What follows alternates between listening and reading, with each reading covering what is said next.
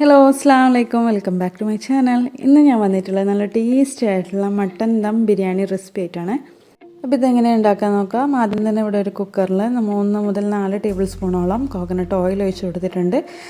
വെളിച്ചെണ്ണ നന്നായി ചൂടായിട്ട് വന്നതിന് ശേഷം ഇതിലേക്ക് കറുവാപ്പട്ട ചേർത്ത് കൊടുക്കുന്നുണ്ട്. അതുപോലെ തന്നെ 3 ഏലക്കായ് ചേർക്കുന്നുണ്ട്.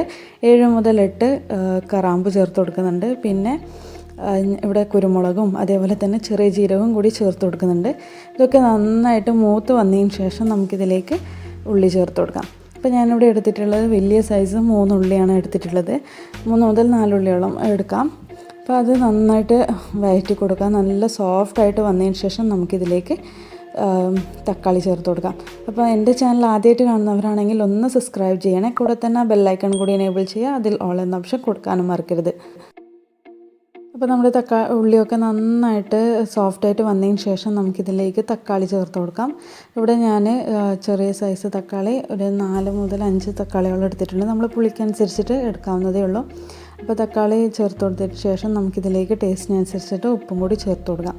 അതും കൂടി ചേർത്ത് നന്നായിട്ട് സോഫ്റ്റ് ആകുന്നവരെ ഇളക്കി നന്നായിട്ട് വെന്ത് വരാൻ വേണ്ടിയിട്ട് വെയിറ്റ് ചെയ്യാം. നല്ല ഓയിലൊക്കെ തെളിഞ്ഞ് വരുന്നവരെ നമുക്കൊന്ന് ഇളക്കി കൊടുത്തുകൊണ്ടിരിക്കാം. അപ്പോൾ നമ്മുടെ ഉള്ളിയും തക്കാളിയൊക്കെ നന്നായിട്ട് വെന്ത് വന്നിട്ടുണ്ട്. നന്നായിട്ട് ഓയിലൊക്കെ നന്നായിട്ട് തെളിഞ്ഞ് വരുന്നവരെ ആയിട്ടുണ്ട്. ഇനി ഇതിലേക്ക് ഇഞ്ചി, വെളുത്തുള്ളി, പച്ചമുളക് പേസ്റ്റ് ചേർത്ത് കൊടുക്കാം. 3 കൂടി ഒരുമിച്ചുള്ള പേസ്റ്റാണ്. 3.5 ടേബിൾ സ്പൂണോളം ഉണ്ട്. അത് നമുക്ക് ചേർത്ത് കൊടുത്തിട്ട് നന്നായിട്ടൊന്ന് വഴറ്റിയെടുക്കാം. ആ പച്ചമണമൊക്കെ മാറി വരുന്നവരെ ഒന്ന് വഴറ്റിയെടുക്കാം. ഇപ്പോൾ നമ്മുടെ പേസ്റ്റിൻ്റെ ഒക്കെ പച്ചമണം നന്നായിട്ട് മാറി വന്നതിന് ശേഷം നമുക്കിതിലേക്ക് 1 ടേബിൾ സ്പൂൺ ഗരം മസാല ചേർത്ത് കൊടുക്കാം. അതേപോലെ തന്നെ 1/4 സ്പൂൺ മഞ്ഞൾപ്പൊടിയും കൂടി ചേർത്ത് കൊടുത്തിട്ട് നന്നായിട്ടൊന്ന് ഇളക്കി യോജിപ്പിച്ച് കൊടുക്കുക. ഈ മസാലയുടെ പച്ചമണം ഒക്കെ നന്നായിട്ട് മാറി വരുന്നവരെ നന്നായിട്ട് ഇളക്കി യോജിപ്പിച്ച് കൊടുക്കുക. നന്നായിട്ട് ഇളക്കി യോജിപ്പിച്ച് കൊടുത്തതിന് ശേഷം നമുക്കിതിലേക്ക് മട്ടൻ മസാല ചേർത്ത് കൊടുക്കാം. 1 ടേബിൾ സ്പൂൺ മട്ടൻ മസാലയാണ് ചേർത്ത് കൊടുക്കുന്നത്. ഇനി നന്നായിട്ടൊന്ന് ഇളക്കി യോജിപ്പിച്ച് ആ മസാലയുടെ പച്ചമണമൊക്കെ മാറുന്നവരെ നന്നായിട്ടൊന്ന് ഇളക്കാം. വേറെ മസാലകളും മുളക് പൊടിയൊന്നും നമ്മളിതിൽ ചേർക്കുന്നില്ല. ഇത് മാത്രമേ നമ്മൾ ചേർക്കുന്നുള്ളൂ. അപ്പോൾ മസാലയുടെ പച്ചമണമൊക്കെ മാറി വന്നതിന് ശേഷം നമുക്കിതിലേക്ക് 1 ടേബിൾ സ്പൂൺ ഗീ കൂടി ചേർത്ത് കൊടുക്കാം. അപ്പോൾ അതും കൂടി ചേർത്തിട്ട് നമ്മൾ നേരത്തെ വേവിച്ച് വെച്ചിരിക്കുന്ന മട്ടൻ പീസസും കൂടി ചേർത്ത് കൊടുക്കാം. മട്ടൻ വേവിച്ച വെള്ളത്തോടു കൂടിയാണ് ചേർക്കുന്നത്. അപ്പോൾ ഞാൻ കുറച്ച് മഞ്ഞൾപ്പൊടിയും കുറച്ച് കുരുമുളകും ഇഞ്ചി വെളുത്തുള്ളി പേസ്റ്റ് ഇട്ടിട്ടാണ് നന്നായിട്ട് മട്ടൻ വേവിച്ചെടുത്തിട്ടുള്ളത്. അതും കൂടി ചേർത്ത് നന്നായിട്ട് യോജിപ്പിച്ച് കൊടുക്കുക. ഇനി ഇതിലേക്ക് നമുക്ക് വേണ്ടുന്നത് തൈരാണ്. അപ്പോൾ ഇവിടെ ഞാനൊരു 1/4 കപ്പ് തൈര് എടുത്തിട്ടുണ്ട്. അതും കൂടി ചേർത്തിട്ട് നന്നായിട്ടൊന്ന് ഇളക്കി യോജിപ്പിച്ച് കൊടുക്കുക. പുളിക്കനുസരിച്ചിട്ട് തൈര് എടുത്താലും മതിയാവും. തൈര് ഇല്ലെങ്കിൽ ചെറുനാരങ്ങ ജ്യൂസ് എടുത്തിട്ട് ഒഴിച്ചെടുത്താലും മതിയാവും. അപ്പോൾ ഇതൊക്കെ ചേർത്തിട്ട് നമുക്കൊന്ന് 2 മിനിറ്റോളം നന്നായിട്ട് ഇളക്കി യോജിപ്പിച്ചിട്ട് വെയിറ്റ് ചെയ്യാം. പിന്നെ ലാസ്റ്റായിട്ട് നമ്മൾ ഇതിൽ ചേർത്ത് കൊടുക്കുന്നത് കുറച്ച് മല്ലിയിലയും അതേപോലെ തന്നെ പുതിന ഇലയുമാണ്. കൂടെ തന്നെ നമ്മൾ കുറച്ച് കുരുമുളക് ക്രഷ് ചെയ്തതും കൂടി ഇട്ട് കൊടുക്കുന്നുണ്ട്. അപ്പോൾ അതും കൂടി ചേർത്ത് നന്നായിട്ടൊന്ന് ഇളക്കി യോജിപ്പിച്ചതിന് ശേഷം നമ്മൾ ഗ്യാസ് ഓഫ് ചെയ്യാം. അപ്പോൾ ഇത്രയേ ഉള്ളൂ. നല്ല ടേസ്റ്റി ആയിട്ടുള്ള അടിപൊളി മസാലയാണ്. അപ്പോൾ എല്ലാവരും ട്രൈ ചെയ്ത് നോക്കണം. അപ്പം ക്രഷും കൂടി ഇട്ട് കൊടുത്തിട്ടുണ്ട്. അതും കൂടി ഇട്ട് കൊടുത്തിട്ട് നമുക്കൊന്ന് നന്നായിട്ട് ഇളക്കി യോജിപ്പിച്ചതിന് ശേഷം നമുക്ക് സ്റ്റവ് ഓഫ് ചെയ്യാം. അപ്പോൾ ഇതിന് വേണ്ടിയിട്ടുള്ള റൈസ് ഞാൻ നെയ്ച്ചോറ് ഉണ്ടാക്കിയിട്ടാണ് റൈസാക്കി എടുത്തിട്ടുള്ളത്. അപ്പോൾ നെയ്ച്ചോറ് ഉണ്ടാക്കുന്ന വീഡിയോ ഓൾറെഡി നല്ല ഡീറ്റെയിൽ ആയിട്ട് തന്നെ അപ്ലോഡ് ചെയ്തിട്ടുണ്ട്.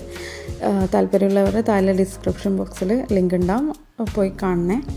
അപ്പോൾ ഞാനിവിടെ നെയ്ച്ചോറാക്കി എടുത്തിട്ടുണ്ട്. അപ്പോൾ അതിൽ നിന്ന് ചോറൊക്കെ വേറെ പാത്രത്തിലേക്ക് മാറ്റിയെടുക്കുകയാണ്. ഇതേ ചട്ടിയിൽ തന്നെ നമ്മൾ ദമ്മിടാൻ വേണ്ടിയിട്ടാണ് അങ്ങനെ ചെയ്യുന്നത്. ഇനി ഇതിലേക്ക് നമുക്ക് കുറച്ച് മസാല അടിയിൽ ബോട്ടമിലൊന്ന് സ്പ്രെഡ് ചെയ്ത് കൊടുക്കാം.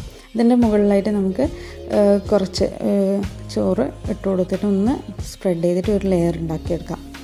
ഇനി ഇതിൻ്റെ മുകളിലേക്ക് രണ്ടാമതും മസാല ചേർത്ത് കൊടുത്തിട്ട് അതേപോലെ തന്നെ ലെയറായിട്ടാണ് ദമ്മിടാൻ വെക്കുന്നത്.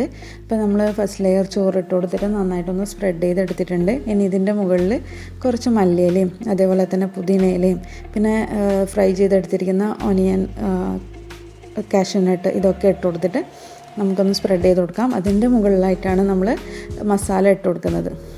അപ്പോൾ ഈ ഒരു ലെയറിലാണ് നമ്മൾ നല്ലോണം മസാല ഇട്ട് കൊടുക്കുന്നത്, പീസസൊക്കെ ഇട്ട് കൊടുക്കുന്നത്. അതിൻ്റെ മുകളിൽ നമുക്ക് ഇനി ബാക്കിയുള്ള റൈസൊക്കെ ഇട്ട് കൊടുത്തിട്ട് ഒന്ന് നന്നായിട്ടൊന്ന് സ്പ്രെഡ് ചെയ്ത് കൊടുക്കാം.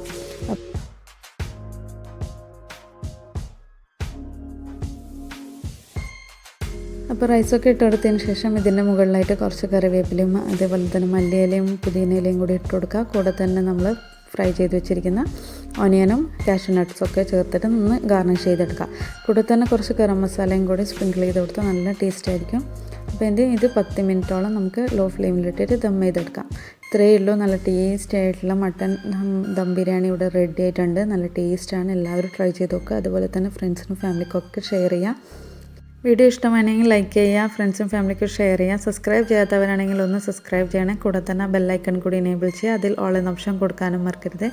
അടുത്ത വീഡിയോയിൽ കാണാം. ബൈ.